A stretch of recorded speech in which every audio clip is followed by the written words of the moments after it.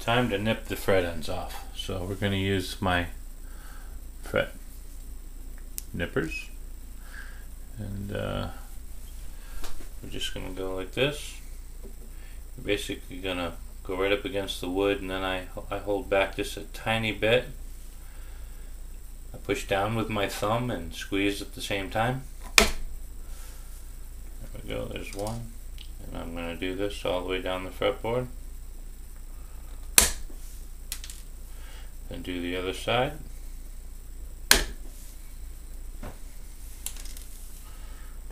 You want to be careful doing this because these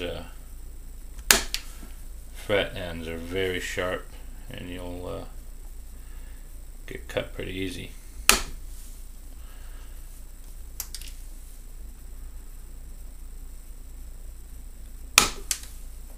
Just like that.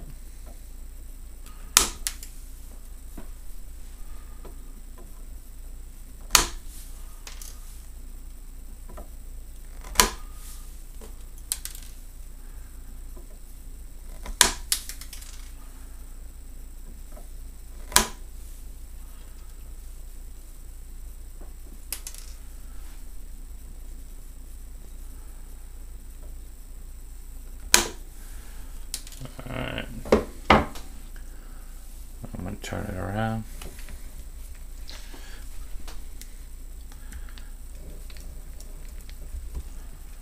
Just going to keep going until I get them all done. There we go.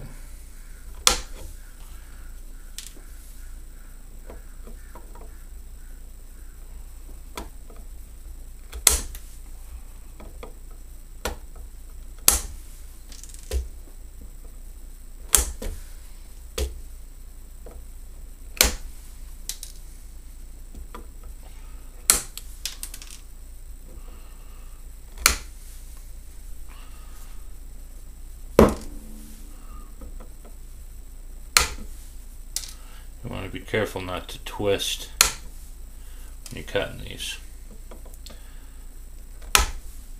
I'm just giving a slight pressure down right here with my thumb while I squeeze,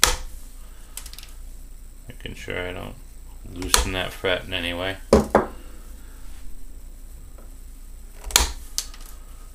Alright.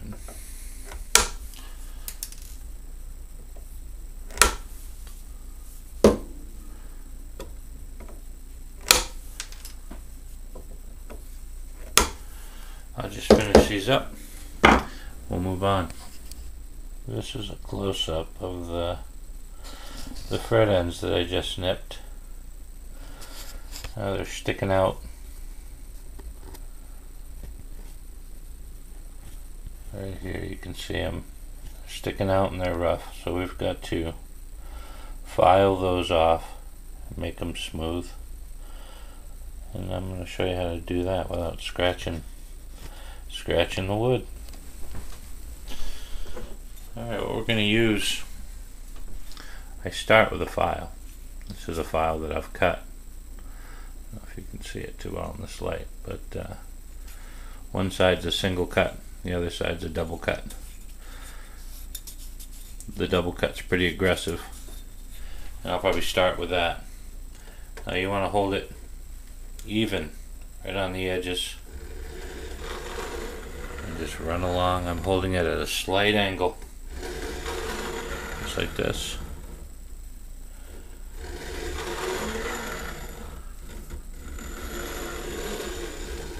This is a pretty aggressive file, so it won't take very long to bring this down.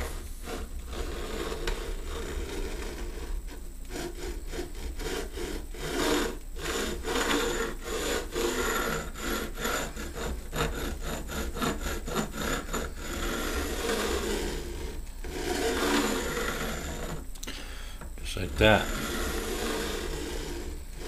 Coming down. Still sticking out a little, but you want to have patience.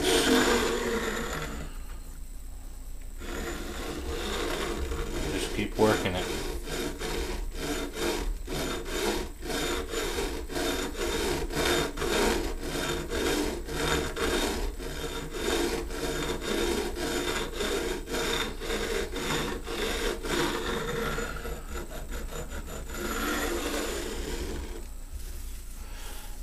See, that's coming along pretty good.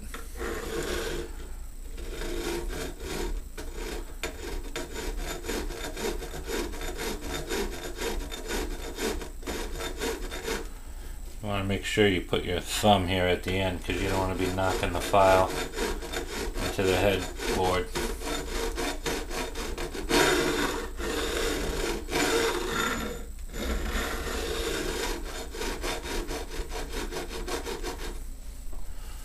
It's coming good.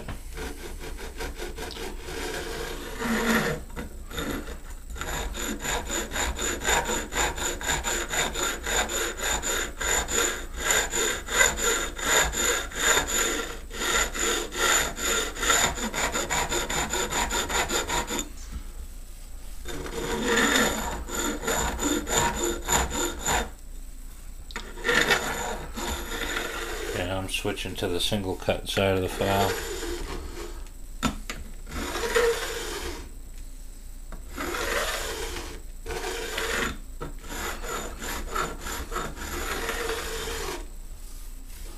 That's coming along pretty good. We're just about there on this side. I'm going to flip it over, do the other side. Nice.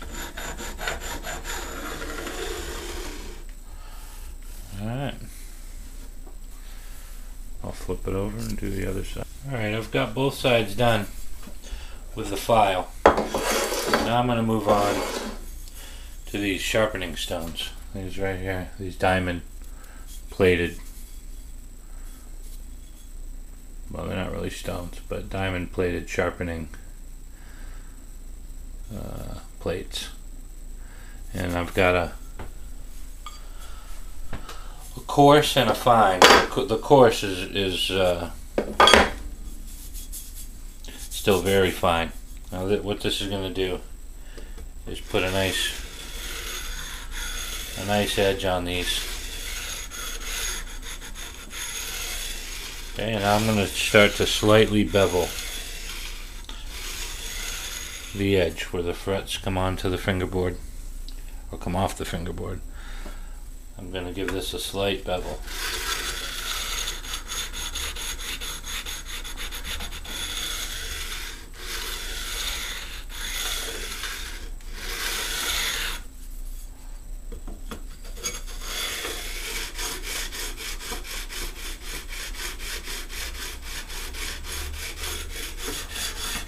There we go.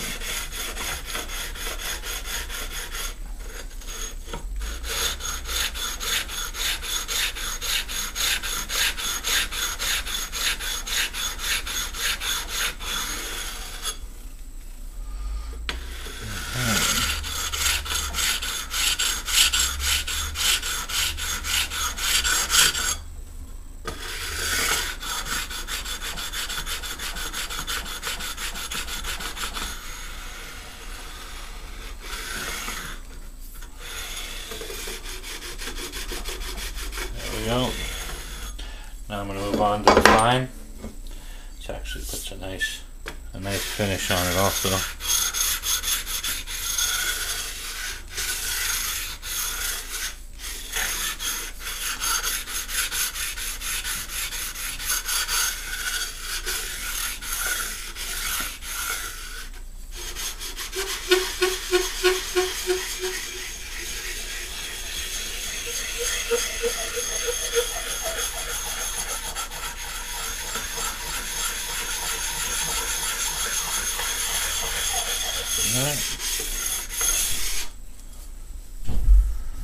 That side's done. Now I'm going to do the other side, and then I'll show you how to do the fret ends.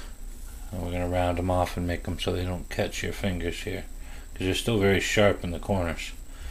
So we're going to take care of that next. So before I do the fret ends and the level and polish on the frets, I have to refinish the neck. So here it is with about five very light coats. Let's see if we can get in on this and see it. see. I don't know how the camera will pick it up, but I got 4 or 5 light coats. Yeah, I don't think it's picking it up too well. Of lacquer on here. There, you see it a little better. I'm going to put probably about 15 coats on, very light. When you're refinishing a neck, you want to do very light coats. That is the secret. I'm using a gloss nitrocellulose, but if you put it on too thick, you're going to run into all kinds of problems, especially against the frets. You'll get pools of lacquer against the frets, and it'll look like crap. And it's a lot of work to level that out. So the less you have to monkey with it, the better it is. So just have patience. Put on a lot of light coats, and you'll have good results.